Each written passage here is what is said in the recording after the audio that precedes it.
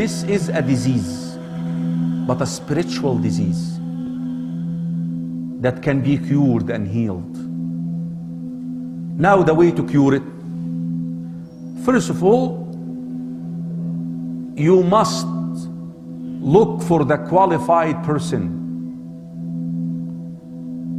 Brothers and sisters in Islam, that's where the wrongdoing in the Muslim world is.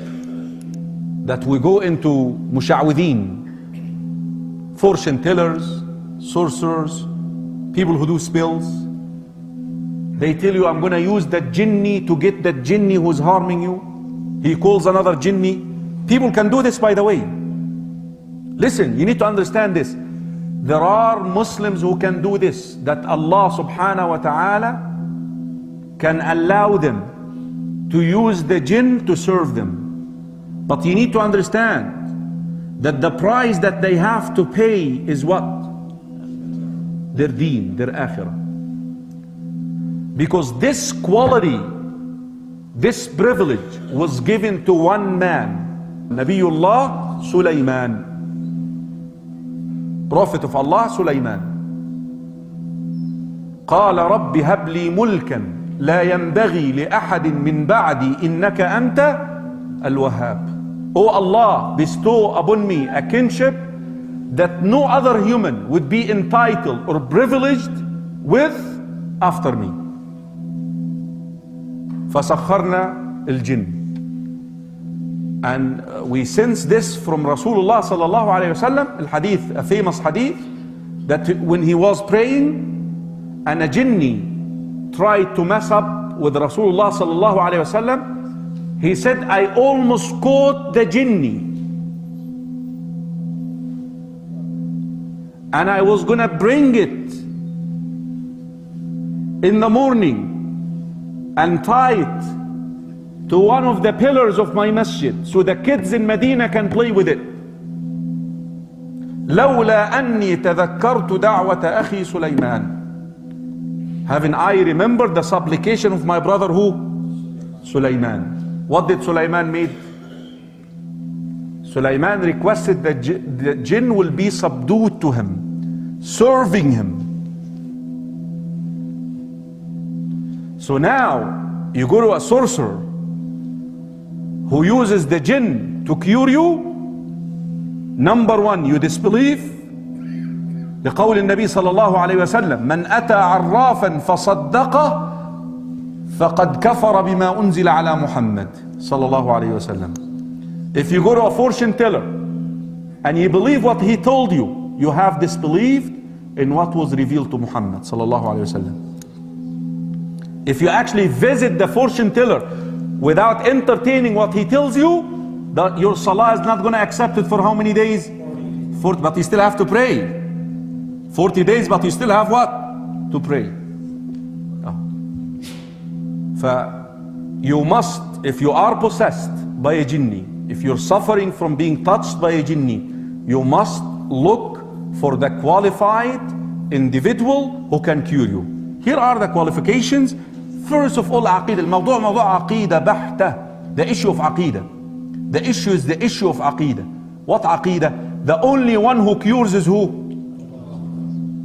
There are two means here. Me reciting the Quran.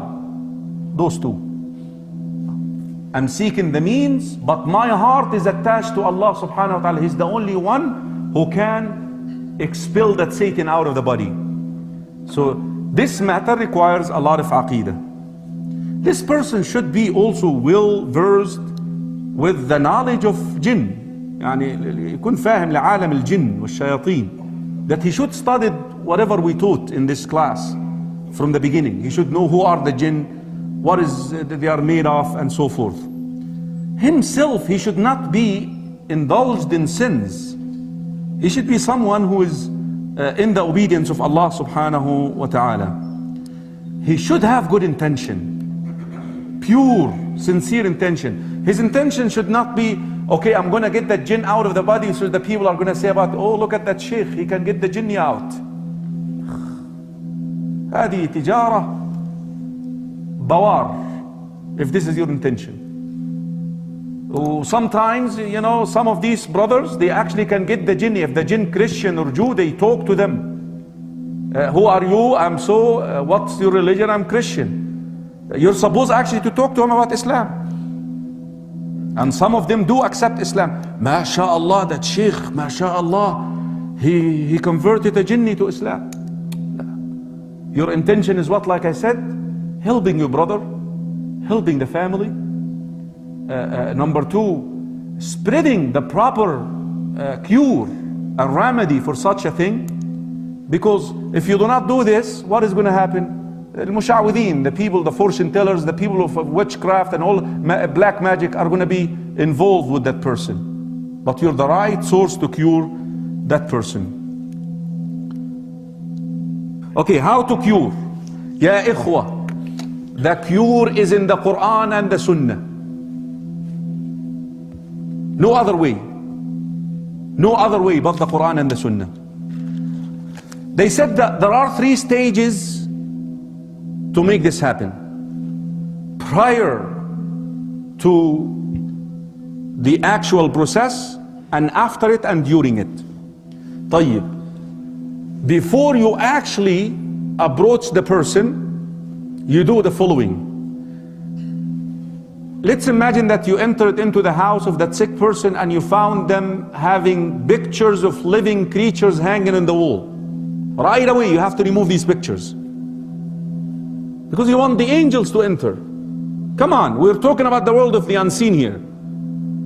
Even if they tell you this is the picture of my father and I don't do this, listen, if you want me to cure, if you want me to do this, we have to remove this. This has to be removed. Because the reason why the jinn got into the body anyways, because you're disallowing the angels to enter into the house, because they're hanging pictures of living creatures in your house. Come on. Some of these sick people with possession or jinni possession, they already got into shirk. They already got into a fortune or a sorcerer, and they already given him what? Hijab. He has a hijab. If you ask, listen, do you have any hijab in the house? No. Come on, do you have any hijab? No.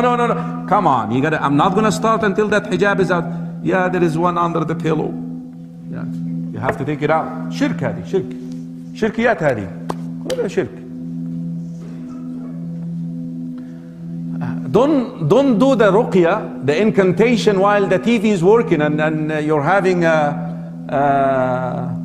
what's her name these days? Whitney Spears singing on the TV.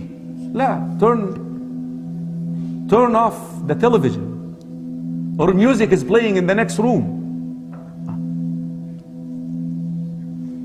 You should educate the family of the sick person and the sick person himself regarding the belief, al-aqidah. Listen, I'm just going to recite some Quran, and if Allah wills, will cure your son or daughter or your wife.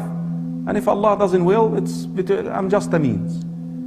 You stress, because what? Why? You go there and you cure the person. Now this family, if they don't have the knowledge of the aqidah, they're going to think that you're Mr. Magic now. You know, when they see you, oh, assalamu alaikum, Sheikh, let me touch you. Barakatak ya Sheikh, your barakah, barakah ya Sheikh. La, you do. Rasul sallallahu alaihi wasallam, ya ikhwah, the sun eclipsed one day, or the moon. The people started saying that the moon eclipsed because of the death of Ibrahim, the death of his son. He said, no, come. Shams wal Qamar ayatan are 2 ayat of Allah. They don't eclipse for the death or the life of anybody. See, you as a student of knowledge, as a scholar, you must remove any chance for what? Misconception.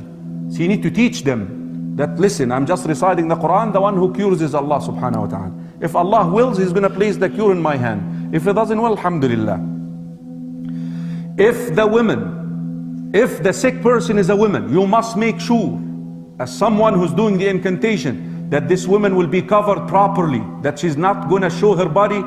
If she moves around while you're reciting the ruqya, you make sure that she's covered all the time. You must make sure of that. Add to this, you should not be there by yourself. Not because you're a sheikh, you go inside with a woman in the room. ما ينفع هذا. Nor you should take somebody who is not maharim to her. You must make sure that there is a mahram in the room with you. And then you make dua, you make wudu, you should be in a state of wudu yourself, and you should have made your adhkar. You should have made your adhkar. Because by the way, the jinni can leave the body of that person and gets inside you, if you're not immune yourself. So yourself should be in a state of wudu, and you should have made your salah and your adhkar before you actually do the ruqya upon the person. We're finishing up here quickly, inshallah, a couple of minutes. Here is the cure. You place your hand on the head of the person who is sick. تضع يدك على رأس المريض وتقرأ الرقية. What should you read now? Listen. الحديث صححه الشيخ ناصر رحمه الله, الشيخ الألباني.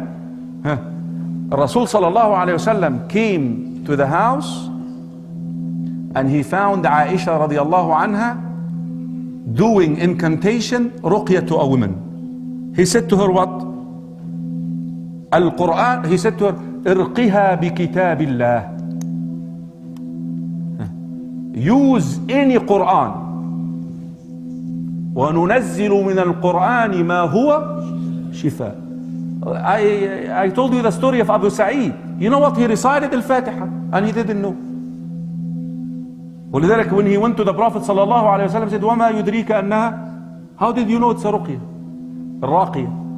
For any Quran with a certain heart that the one who cures is Allah, and that person whom you're doing the incantation upon also have the same belief, forget it.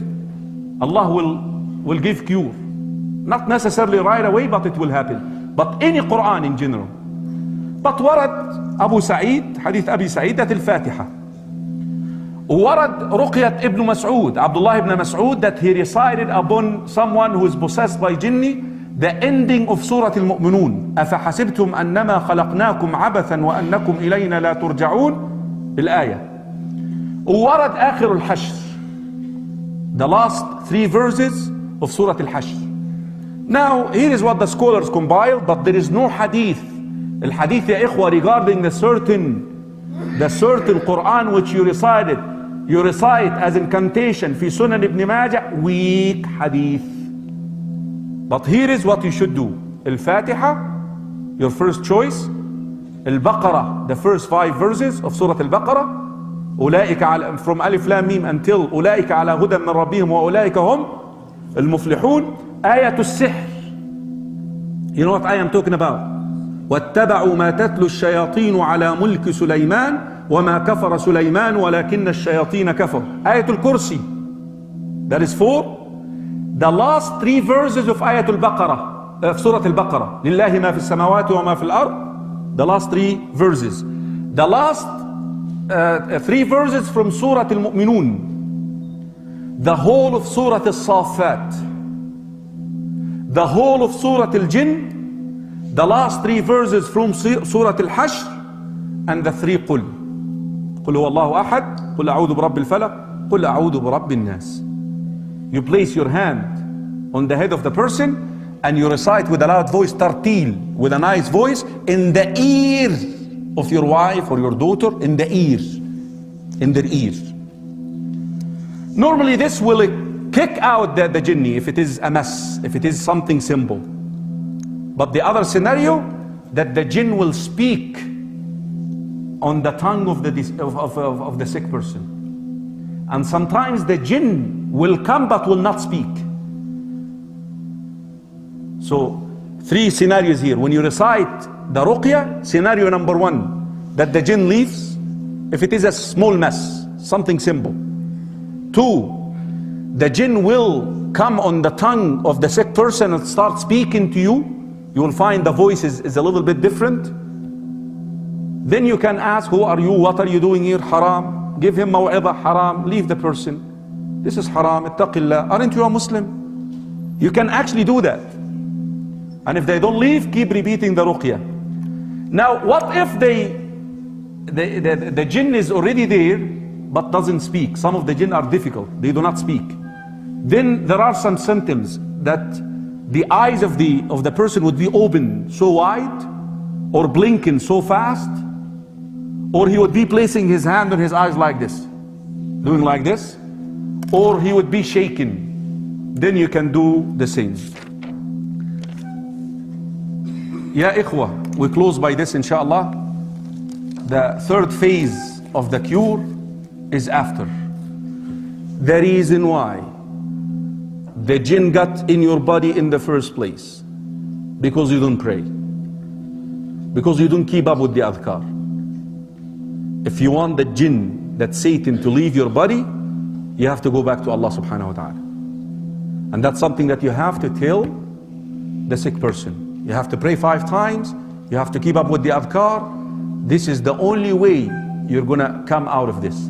But if you go back to your old ways, following your desires, not praying 5 times, I'm sorry, no one can help you.